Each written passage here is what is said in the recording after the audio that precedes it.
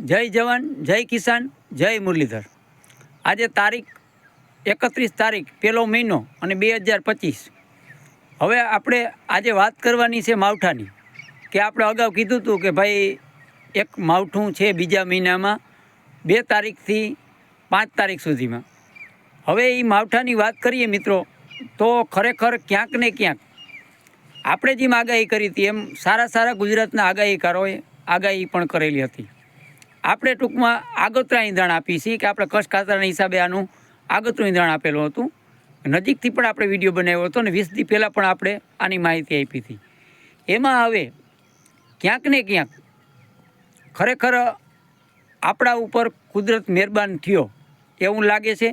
કારણ કે આ માવઠું, મારો અંદાજ પ્રમાણે આ માવઠું ખેડૂત માટે થોડુંક મુસીબત લઈ અને આવવાનું હતું, એમાં ઘણો ફાયદો થઈ ગયો છે। સૌરાષ્ટ્ર અને દક્ષિણ ગુજરાત આનો કોઈ હવે ડર રાખવાનો નથી લાગતો અને શક્યતા પણ નથી। દક્ષિણ ગુજરાત અને સૌરાષ્ટ્રને આની કોઈ અસર થાય એવું હાલમાં કંઈ દેખાતું નથી। અમુક મોડલ અને અમુક સેટેલાઇટ અને વિંડીનો અભ્યાસ કરીએ તો આ માવઠું આપણાથી ઘણું દૂર વયું ગયું છે અને આ માવઠું ખાસ કરી અને હવે અસર કરીએ તો ઉત્તર ગુજરાતના અમુક વિસ્તારોમાં, એ આખો જનરલ ઉત્તર ગુજરાત નહીં હોય, અમુક સેન્ટરોમાં માવઠાની અસર રહેશે। એમાં પણ જે તીવ્રતા હતી એમાં હવે ઘટ રહેશે, એટલે સામાન્યથી મીડિયમ ઝાપટા પડે અથવા મીડિયમ માવઠું થાય એવી શક્યતા છે। અને જે આપણે ડર હતો, અને ખરેખર મિત્રો આપણે અગાઉ પણ કીધું હતું કે આવી આગાહીઓ, આ માવઠાની આગાહીઓ ખરેખર ખોટી પડવી જોઈએ। આવી પણ આપણે ઈશ્વર આગળ પ્રાર્થના કરી હતી દિલથી, અને કોઈ એવું નથી કે મારી પ્રાર્થના ઈશ્વરે સ્વીકારી, પણ તમામ ખેડૂતની આ પ્રાર્થના ખરેખર ઈશ્વરે સ્વીકારી કહેવાય। કે કારણ કે આ માવઠું ખરેખર મિત્રો મારા અનુભવ પ્રમાણે આ માવઠું ગુજરાત સૌરાષ્ટ્રને નુકસાની સિવાય કંઈ આપવાનું નહોતું। નુકસાની થવાની હતી, કારણ કે આ માવઠું ડેન્જર હતું, પણ ક્યાંક ને ક્યાંક આ માવઠું આપણાથી દૂર વયું ગયું। એના પણ ઘણા કારણ અને સંજોગ હોય, એ આપણે નેક્સ્ટ વિડીયો બનાવીને તમને કહેશું કે અવાર શિયાળામાં બધા માવઠા છે એ કઈ હિસાબે નથી ગુજરાત કે સૌરાષ્ટ્રમાં આવતા। આગાહીઓ વારંવાર આવે છે પણ માવઠા નથી થતા। એની વાતો પણ આપણે એક વિડીયો બનાવી અને તમને એની હું માહિતી આપી, જેથી કરી અને તમને એ વાત મગજમાં રહીએ કે આગાહી કરો ખરેખર ખોટા હોતા નથી। કારણ કે કુદરતથી કોઈ મોટું નથી। જો આપણી ઉપર કોઈ પણ મુસીબત આવતી હોય તો એમાં કુદરત ધારે તો એમાં ફેરફાર થઈ શકતી હોય। એટલે ઘણીવાર આપણી ઉપર વાવાઝોડું સૌરાષ્ટ્ર ગુજરાતને અસર કરતું હોય એવું સંજોગ બંધાઈ જાય, છતાંય આપણી નજીક આવી અને વાવાઝોડું વયું જાય છે।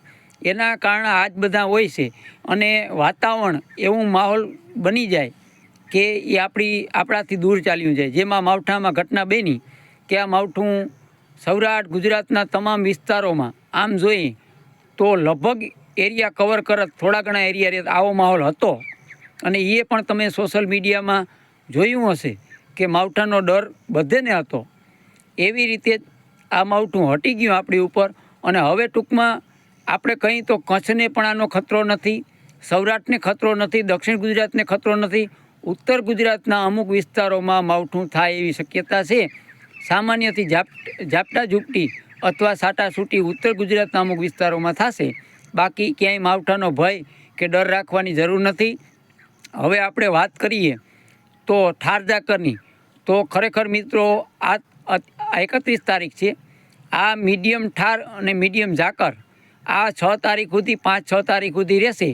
પછી ઠાર ઝાકર પણ બિલકુલ બંધ થઈ જશે। અને મારા અનુભવ પ્રમાણે અત્યારે જે ઠંડી છે એમાં થોડો ઘણો સામાન્ય નોર્મલ ઠંડીનો વધારો થઈ શકે। 5-6 તારીખ પછી એ 12 તારીખ સુધી રહી શકે મીડિયમ ઠંડી, કોઈ મોટી ઠંડીનો રાઉન્ડ નહીં।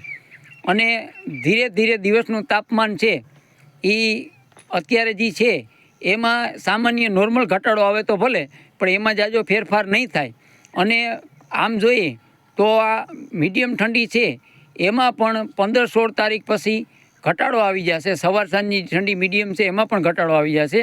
અને મારા અંદાજ અને મારો અનુભવ એમ કહે છે કે 20થી 25 તારીખની આસપાસ આપણે ઉનાળુ પિત્ત પણ કરવા જેવું યોગ્ય વાતાવરણ થઈ શકે એવી શક્યતા અટાણે પૂરેપૂરી છે. અને જો કે આ મિત્રો ઘણા મિત્રો ફોન કરી અને એક બે મિત્રોએ કમેન્ટ કરી અને આનો જવાબ માંગ્યો હતો, એટલે મેં આ એનામાં તમને જવાબ આપી દીધો કે ભાઈ ઉનાળુ પિત્ત કરવા માટે ખરેખર ખેડૂત કોઈ હોય, કમ્પ્લીટ ખેતી હોય તો અત્યારે ઉતાવળ કરવા જેવું નથી.